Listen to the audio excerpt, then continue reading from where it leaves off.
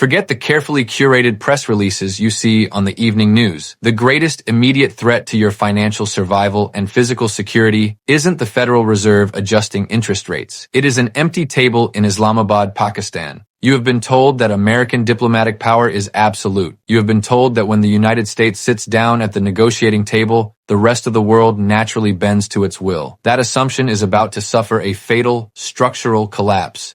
Right now, we are running a scenario on a massive geopolitical shadow play. In this briefing, I will show you how a failed diplomatic summit has handed a hostile adversary the keys to the global economy. I will show you the exact mechanism driving an impending catastrophic spike in energy prices. And at the very end of this transmission, I will reveal an open loop. How this exact moment of American paralysis is quietly inviting a secondary superpower to completely arm the Middle East. Welcome to Power Statecraft. We are witnessing the unraveling of American global deterrence in real time. The scenario begins with high stakes. The United States delegation, led by top-tier administration officials, flies to Islamabad to finalize a heavily publicized ceasefire with Iran. The American public was told that an agreement was imminent, based on a specific 10-point framework previously acknowledged by the White House. But within hours of the summit beginning, the entire process violently derails. The American delegation attempts a sudden, hardline pivot. They try to unilaterally change the entire negotiating framework, attempting to impose new, draconian demands regarding international waterways and nuclear oversight. Iran refuses. They state clearly, "You agreed to our framework. We are not accepting your new ultimatum." After 21 grueling hours of deadlocked, hostile negotiations, the American delegation walks out.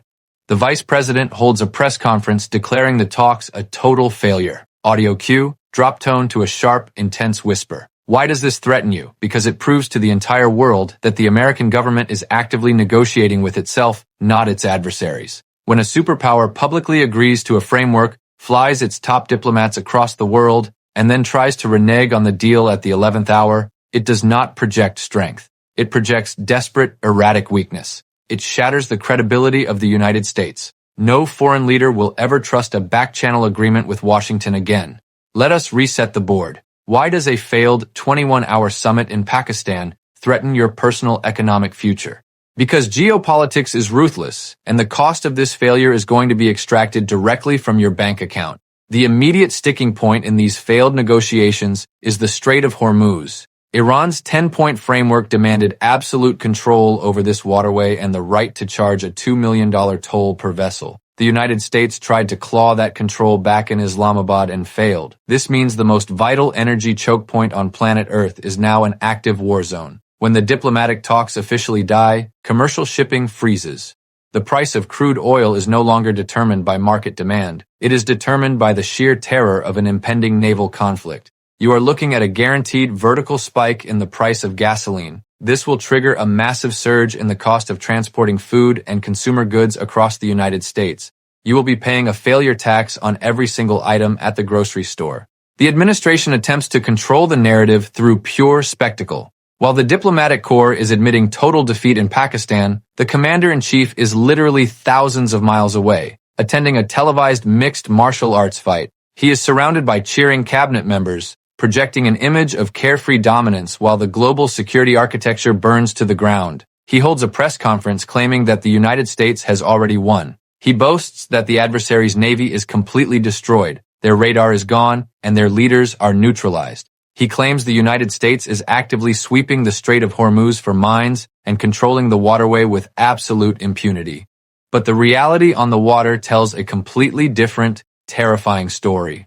In this scenario, military command attempts to quietly send 2 destroyers through the Strait of Hormuz during the exact hours the Islamabad summit is taking place. It is a calculated show of force designed to intimidate the adversary at the negotiating table. It completely backfires. Iran immediately deploys its naval assets and issues a direct threat to sink the American ships. The United States destroyers, rather than risking a massive hot war escalation, are forced to turn around and retreat. Let us reset the stakes. Why does a naval retreat in the Persian Gulf directly impact your physical security? because deterrence is entirely psychological, and the American bluff has just been called. For decades, the United States Navy has operated on the absolute assumption of uncontested supremacy. If an American destroyer enters a waterway, the adversary stands down. But when an adversary credibly threatens to sink a billion-dollar warship, and the United States chooses to retreat rather than fight, that psychological dominance is instantly erased. The world watches an American military asset back down. This emboldens every rogue state, every proxy militia, and every terror cell on the globe. They now believe that if they push hard enough, the American military will ultimately fold. The risk of a massive, coordinated attack on American interests abroad just skyrocketed. The administration's refusal to acknowledge this reality is catastrophic. When confronted by the press about the adversary maintaining control of the strait, the president resorts to screaming insults, claiming that the media knows nothing, and reiterating the fantasy that the adversary's entire military apparatus is resting at the bottom of the ocean.